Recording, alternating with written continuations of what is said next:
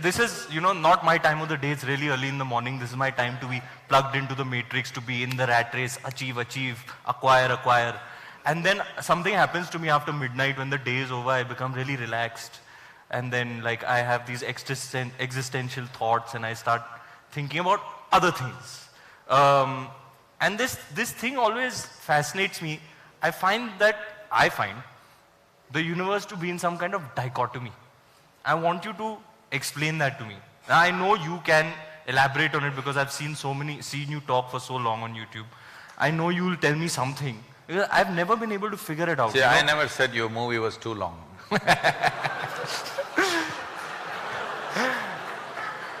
Sir, you'll have to take it up with Mr. Bansali. मैंने तो कहा था. No. उनके scenes काटो, मेरे scenes डालो, मैंने तो कहा था. So, there's light, darkness, black, white, yes, no. Life, death. I always find the universe to be in some kind of dichotomy, Is that the sense in which you're talking about? But is it like, do you find that too? No, I want to understand in what sense are you calling it as a dichotomy? Like, whatever, like when I have these thoughts, I'm like, there's always two things at play, in every aspect of life, big, small, there's always an opposite. Can you elaborate on that? I need a few minutes. Yeah. भारी सवाल पूछा है भाई ने.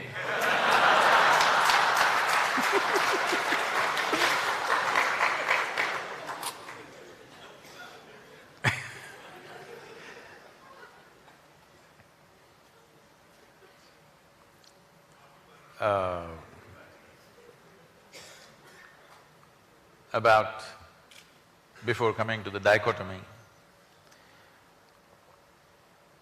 the very way you're characterizing yourself and the question that you're asking itself is a dichotomy. People always thought Charlie Chaplin was very funny. But if you listen to his private talks and things like that, there was a deep sense of agony in him. He was especially sensitive to the agonies of life. Yes. What an artist. But when you see him on the screen, he just made it just so ridiculously funny, hilarious all the time.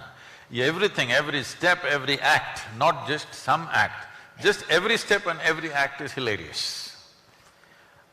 If you sit watching a Charlie Chaplin movie, you don't laugh at a particular thing, you just laugh at everything. So because there was such a deep agony, he decided, instead of sharing this agony with people, he decided at least he'll make them laugh, and because somewhere he understands this agony could exist in a whole lot of people, in different measure, of course. So when we say dichotomy, we're talking about contradictions. You said light and darkness, let's take that because that's a very basic, day and night, light and darkness. There are many ways to look at this. One fundamental way is like this. There is light right now. You know there is light right now only because you have seen darkness. Suppose, let us say, 24 hours of the day, everything from your childhood, everything was lit, you would not know what is light. So you know light only because in some way you have tasted darkness. You know what is white only because you've seen the black. You know what is a man only because you've seen a woman. You know what's a day only because you've seen a night.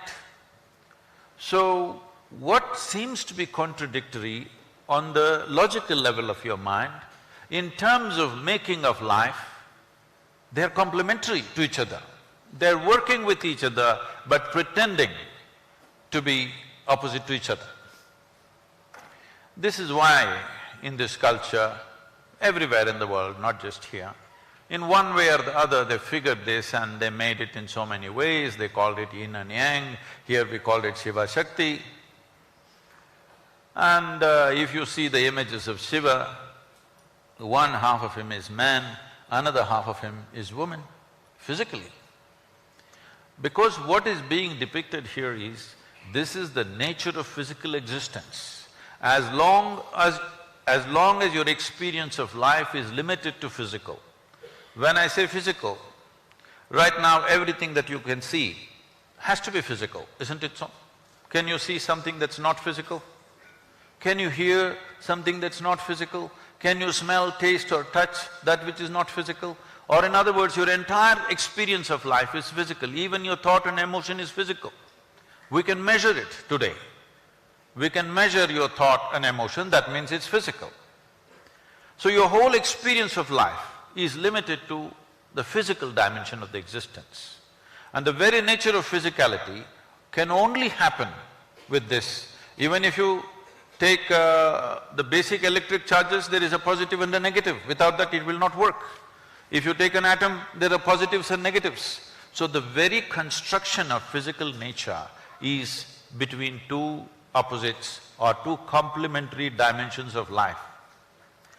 So when you live here, if you live here with the necessary perception, in a very brief amount of time, one can realize this contradiction or this complementary nature of these two things can go on playing endlessly upon you without taking you anywhere.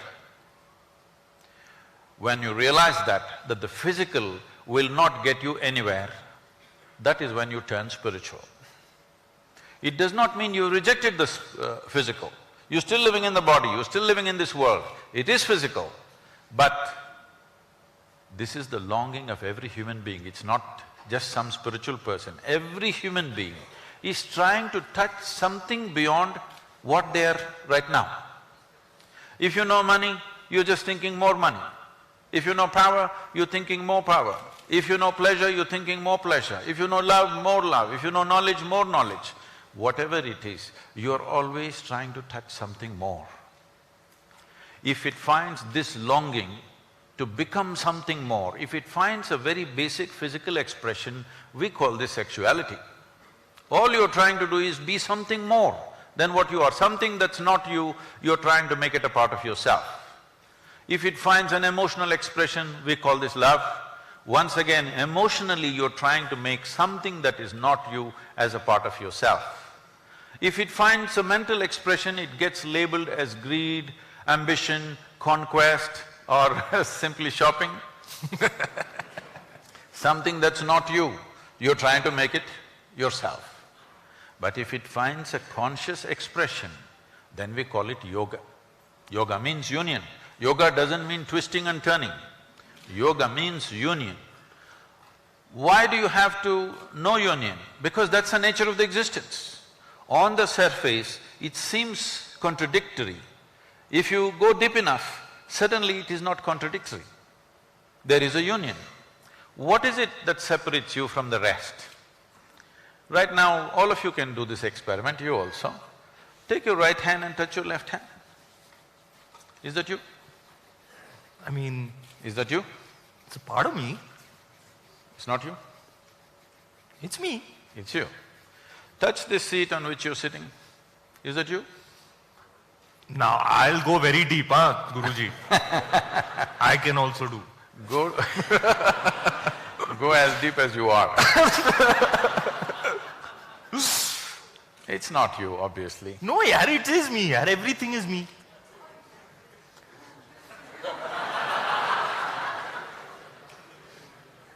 Everything is Pura Brahman. Hmm?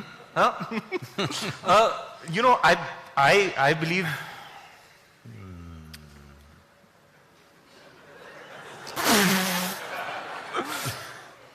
Yeah, everything is… This is a problem of being born in India. You only said it. You only said it. That is, too much spiritual jargon is all over the place without any living experience. This is what happens. This is what happens when you watch too much late night Sadhguru on YouTube. Everybody is talking Anda, Pinda, Brahmanda, but even if a mosquito bites, it bothers them. So, it clearly tells you, this is me, this is not me. What is telling you this? It's just your sensations, isn't it? Here if you touch, there is a sensory response. Here if you touch, there is no sensory response. Or in other words, what you're saying is, whatever is within the boundaries of my sensation is me. Whatever is outside the boundaries of my sensation is not me, isn't it so? Isn't it so? There's water in this, nothing else, okay? Because this happened, I had to go for one match, I had to go to Petersburg and come back to Moscow for another match. So at the airport, we had these days they don't give me plastic bottles of water, they always have glass bottles of water. There's a glass bottle and that has the same shape as usually how the vodka bottles are made, you know. And this bottle came in the screening in the airport and the lady said, you can't take it. So the person who was with me pulled out the bottle and said, Sadhguru, would you like to drink? I took it up and I started drinking, I drank half the bottle. That lady's face just went pale. She started telling the other secretary, he's just drinking, he's drinking. Then this person is trying to explain to her, no, it's water, but she doesn't understand a word of English. She's just started almost getting hysterical, he's drinking half a bottle of vodka right here. Then we went close and showed it's printed in Russian, it is water. Then she said, but the bottle was like that. So, the question is this, there is water here, is this you? Hello? No. If you drink it, does it become you? Yes, right now over 70% of your body is water. So what was outside, if you include it into the boundaries of your sensation, it becomes you, isn't it? And this is how you gathered this entire body. The food that you eat and the water that you drink, slowly you gathered into the boundaries of your sensation and now it feels 100% like you.